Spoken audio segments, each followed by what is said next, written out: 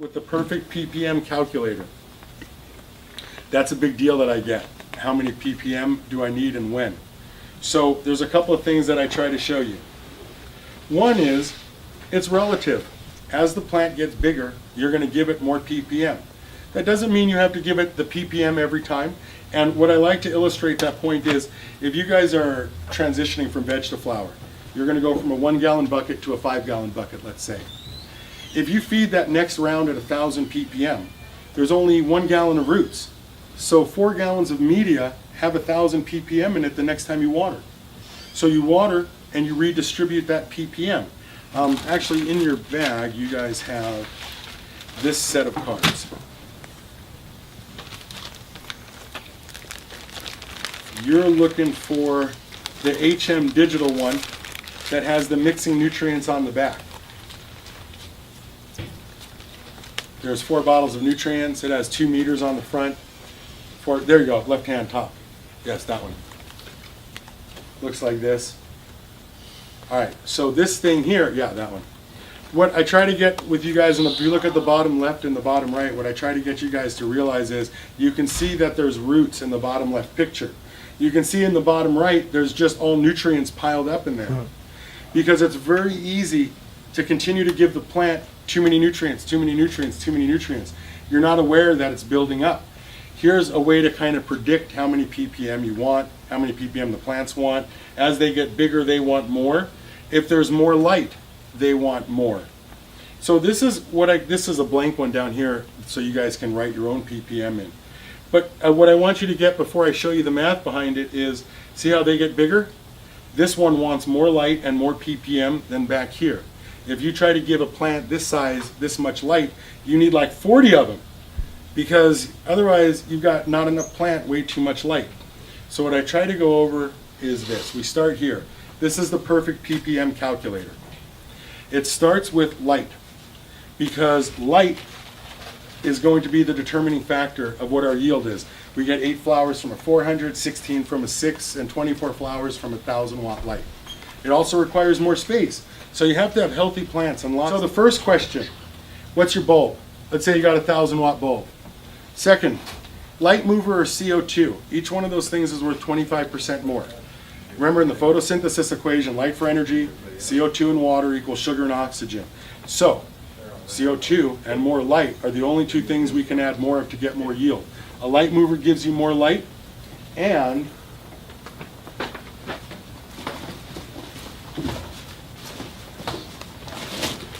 products like Exhale CO2 give you more CO2. So here's a mushroom substrate with an inoculant on it. You break it up so the whole inoculant gets the substrate to cover it. Over the next few days to a week, this bag will puff up with CO2, and like coffee, it just off-gasses till all the CO2 is consumed. But in all conditions, CO2 is the limiting equation in photosynthesis, because you're not going to add more water. And if you add more light without adding more plant, then you get into trouble because you have too much light and you burn the plants. So the only thing left to do is up CO2. You can add more light by adding a light rail and moving the light over a distance. You can put the light closer. But the only thing left in the photosynthesis equation, CO2. So the question, the relevancy of how much light do you have a light mover and CO2? Because if you've got a 1,000 watt bulb and you're adding CO2 and you've got your light on a light mover, you've effectively got 1,500 watts. 1,500 watts, you are not going to get that yield in a 5x5 space 2 feet deep. That's 1,000 watts. So if you come in and you tell me you've got a light mover and CO2, 1,000 watt in a 4x8 tent with a light mover, 4x8 is 32, 4 times 8, 32, 2 feet deep, 64 cubic feet. I say that the 1,000 watts, literally like 50 cubic feet, plus 25% for a light mover, and you're at like 62 equivalent space from a light mover and from a 4x8 tent. So like supreme performance in a 4x8 tent is 1,000 watt light, half the heat. On a light rail, 7 watts, no heat. And so suddenly you can cover an entire 4x8 tent and get 25% more than just that 1,000 watt. But you also have 25% more space. So adding CO2 at that point and a light rail, suddenly your 1,000 watt light performs like a 1,500 watt light. That's why growers don't vent. They don't vent their lights. They don't suck the air out of the room. What they do is they buy an air conditioner and they cool it so they can add CO2. Because if you've got 6,000 watts on in a room, 25% is like another 1,500 watts for no electricity. You can, some heat, you might have to get a burner. That would up the AC, but you can literally buy a $2,500 AC, a 1-ton unit on rollers here at the store for probably 2,500 bucks, and that will cool 6 lights and a burner. There are a couple of different ACs. There are cute little ACs that they sell for $500, the plastic rolls, the rollaways. And then there's the real units. The big units, they cool 4 times the air, twice as much for the same electricity. A 1-ton unit that I sell in my store, 980 watts. That plastic roller unit, 1,100 watts. And it does a quarter of the work. AC is one of the few things in growing that scales up. You get 12 lights, requires 1 person to tend it. You get 24 lights, requires 2 people to tend it. It does not scale up well. But you go from a 3 to a 5-ton air conditioner, that's much cheaper than dealing with venting and all the glass in the hoods. Like the glass is the second hottest thing in the hood. So in the garden, the glass is the second, right? The bulb's the first, the glass is the second. That's why your car is 140 when it's only 100 degrees outside, because the glass converts light into energy, into heat. So how much light you have, that's going to be the basis for this equation of figuring out how many ppm. So a customer comes in the store and asks how many ppm. You've got a couple of questions to ask. If you go someplace and someone just gives you an answer, you got to wonder, you know, I mean, you can't start in 3rd gear, you can't go from 1st to 5th. You have to match the water and the light to the plant size. All right, the next question. How healthy are your plants? Do you have bug problems, leaf problems, light problems? Did you have too much light? Did you rot the roots? Every one of these problems is going to subtract from your yield, your life cycle. The next question is 2 parts. What week are you in, and what's the expected crop cycle? So if you have a 4-week veg and an 8-week flower, that's 12. If you're in hydro, you would subtract 2. Because hydro finishes shorter than soil. So you would have a 10-week life cycle, and let's say you're in week 5 for the moment, and then we'll continue on. The last question is, how full is your garden? Because you have to have enough plant material to express the light that you're giving them. Too much light and too small a space and not enough plant, and you won't get the yield that you're expecting, because you can't grow an apple without growing the tree first. So these are the questions that you kind of have to ask to figure out what the ppm is. But then in the top formula on the other side, it's a pretty simple equation to get there. If you know that your life cycle is 10 weeks, if you know your life cycle is 10 weeks, and you know, let's say you have 1,000 watts, 1,000 divided by 10 is 100. So you can figure about 100 watts a week more and about 100 ppm a week more. So week 5 times 100, you'd be at about 500 ppm. That way you hit the max at week 10, and then as you start finishing, you cut the numbers down. That's what this chart here tries to express to you. This one here, if you were at week 5, you'd be at 500 ppm. If you were at week 10, 10 times 100 is 1,000. So as a basis, and sort of like a mathematical trick, the watts of light that you have are the max determinant of the ppm that's possible. Effective watts, not just the light. Because if you have CO2 and a light mover, you're at 1,500, you won't exceed 1,500 ppm according to the chart. Now, after you've done 1,500 ppm and you've marked your notes and you've worked out if it works, you can experiment. But you're not going to go wrong for too many nutrients. Now, I'm not suggesting that you have to use that ppm every time. Again, if you watered with 1,000 and you just transplanted and you have 1 gallon of roots in a 5-gallon bucket, you've got 4 gallons of soil that are holding the nutrients. So you've got 4 gallons of soil at 1,000 ppm.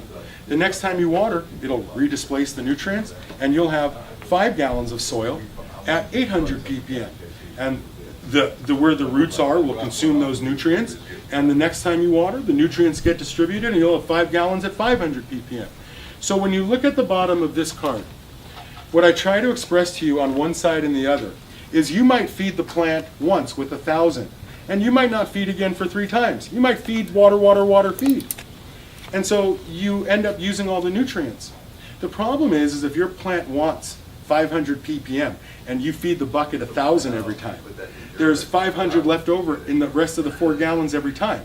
And in the same amount of space, if you fed, instead of feed, water, feed, you've got twice the amount of nutrients, and suddenly the plant is miniaturizing, shrinking, the tips are burning.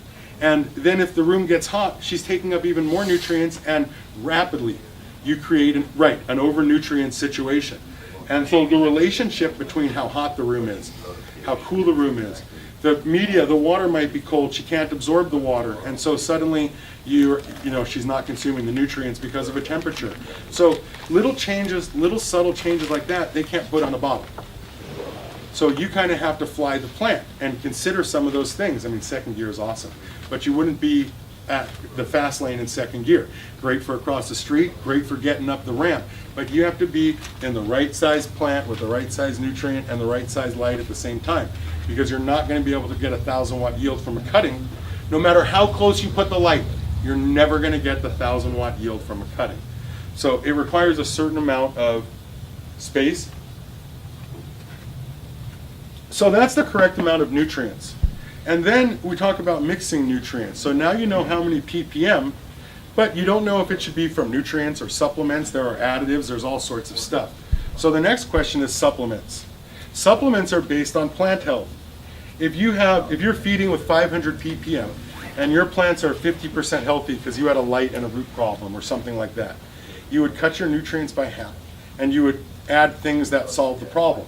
Because if you left the nutrients where they were and you just dump more stuff on top of it, fixing a problem that you caused by giving it too much shit is not going to be solved by giving it more shit. So you have to slow the grow, slow everything down, raise the lights, lower the ppm, substitute it with what solves the problem. If it's magnesium, add magnesium, but she doesn't need NPK when the lights are raised and she's short on mag. It's the wrong thing at the wrong time. So you've got to get the right thing at the right time, or you can't get from here to there. So the amount of supplements you have will be based on the amount of nutrients that you have. If your plant's 100% healthy, everything will come from NPK. If your plant's 75% healthy, you'll add whatever you require, shrink the nutrients, and substitute something else in. So I always try to tell you guys that mixing nutrients is a snap. Supplements first, because supplements solve problems. Then you add nutrients when everything's going well, because you don't feed a sick plant. And you definitely don't give additives to a sick plant, because that just makes it sicker faster. So supplements solve problems, add nutrients when everything's going well, additives next, and then, the last picture, pH. You don't pH first, you don't pH during, in between stuff, you just pH once at the end. Make sure it's anywhere from 5 to 7, because the difference between 6.1 and 6.2 is nothing. You're not going to get more yield, you're not going to get less yield. There's anywhere from 5 to 7. If you want more yield, add more light. You're not going to get it from the nutrients, you're not going to get it from the pH. I mean, everything goes on outside without our help. So this is what I try to get to go over with you guys.